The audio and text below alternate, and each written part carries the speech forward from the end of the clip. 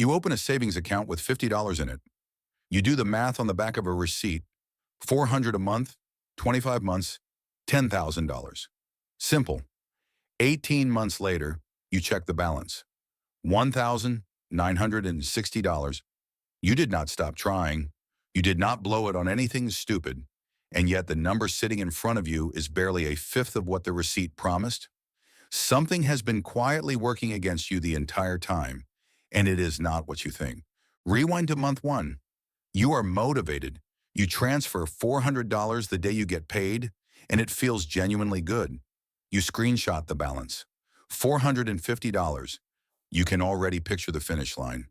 Month two, the transfer happens again, but this time you wait a few days first, just to be safe.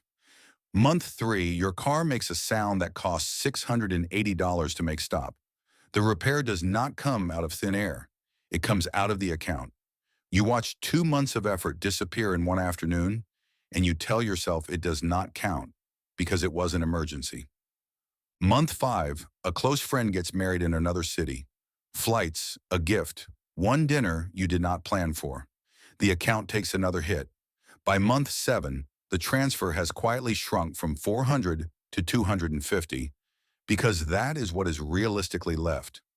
By month 10, some months it simply does not happen, and you stop taking screenshots because the number is embarrassing compared to where the receipt said you would be. Here is what makes it worse. Somewhere around this point, you look at how much interest your savings actually earned. You have been diligently setting money aside for the better part of a year, and the account has paid you roughly the price of a sandwich. Meanwhile, someone you know posts about their investment gains, and the numbers they are casually mentioning are bigger than your entire balance. This is usually the moment people quit. Not month one, when it is exciting. Not month 24, when the end is close. Somewhere in the long, flat middle of the beginning, when the effort is maximal and the evidence is minimal. And this is where it is worth pulling back for a moment, because what is happening to you is not a character flaw. It is a structural feature of how the first $10,000 works, and almost nobody explains it before you start. Start with the math. Compound growth. The thing every finance video celebrates is real, but it is real in proportion to how much money you already have. At small balances, returns are a rounding error. If your $2,000 earns 5% in a year, that is $100.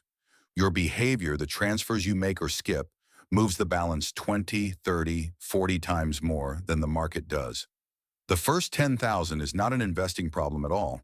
It is almost 100% a behavior problem wearing an investing costume. The money is not working for you yet because there is not enough of it to do any meaningful work. You are working for the money alone the whole way. Think of a plane on a runway. Takeoff is the most expensive part of the entire flight. The engines burn a huge share of their fuel just getting the wheels off the ground, and from inside the cabin, all that violent effort produces almost nothing that looks like progress. You are still on the ground. You are just on the ground, faster. Cruising altitude is where the same engines suddenly carry you enormous distances on far less fuel. Your first $10,000 is the runway, all burn, no altitude, and nobody warned you that the flight was supposed to feel like this at the start. Now add the second force, the psychological one. In the 1930s, a behavioral researcher named Clark Hull noticed something odd about rats running toward food at the end of a maze. They did not run at a constant speed. They ran faster the closer they got to the reward. The pull of a goal, it turns out, is not steady. It strengthens with proximity. Psychologists came to call this the goal gradient effect, and it shows up in humans everywhere researchers have looked. In one well-known study, marketing researchers tracked coffee shop loyalty cards and found that customers bought coffee more and more frequently as they got closer to the free drink. Same reward, same card, but the last few stamps got collected far faster than the first few. Flip that finding around and look at what it says about you. If motivation strengthens near the goal, then it is weakest at the maximum distance from it. And when are you at maximum distance from $10,000? Month 1, month 3, month 7. The entire stretch you just lived through. The beginning of a savings goal is the exact point where the goal itself pulls on you the least, And it is also the exact point where the math contributes the least. Two headwinds, both at full strength, both aimed at the same person, the beginner. There is a third thing, quieter than the other two. Every time an emergency raided the account, it did not just remove money.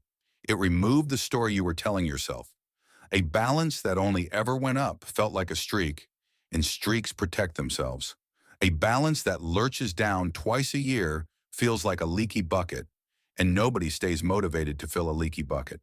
The car repair cost you $680, and something harder to price, the sense that this was working. So that is the honest diagnosis. Your plan assumed a motivated person would show up 25 months in a row into a headwind with no visible reward while absorbing every emergency life produced. The receipt math was never wrong about the numbers. It was wrong about the person. It assumed the version of you from month one would be the one making every decision. That person lasted about 6 weeks, which points directly at the fix. If the first 10,000 is a behavior problem, then the answer is not to feel more. It is to decide less. The first change, the transfer stops being a decision. You set it to happen automatically on payday before the money ever reaches the account you spend from. Not at the end of the month, from whatever survives, first off the top. This is the oldest advice in personal finance. Pay yourself first, and it works for a reason that has nothing to do with discipline. A transfer you never see does not have to win an argument every month. Willpower is a terrible employee. It shows up brilliantly for 2 weeks and then stops answering messages. Automation shows up every single payday in exactly the same mood. The second change, you split the emergencies away from the goal. A separate small buffer, maybe $1,000 that exists purely to absorb the car, the wedding, the surprise. Emergencies will keep coming. That was never in question. What changes is what they hit. When the buffer takes the punch, the goal account keeps its unbroken record and the story you are telling yourself stays intact.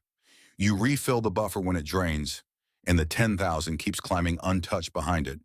The third change is about how you count. $10,000 seen from 1,500 is demoralizing on purpose. The goal gradient guarantees it. So you stop measuring the distance and start counting the pieces. 20 bricks, $500 each. You are not $8,500 away from a faraway number. You are 3 bricks in, laying the fourth. Each brick is close enough to feel the pull that Hull's rats felt at the end of the maze, because each brick is its own small finish line. Same money, same pace. But now the goal gradient works for you 20 times instead of against you once. So that is what you do. The transfer goes automatic. The buffer goes up first and takes its first hit 4 months later, a dental bill, and for the first time an emergency comes and goes, and the goal balance does not move. Bricks 4, 5, 6 get laid without ceremony.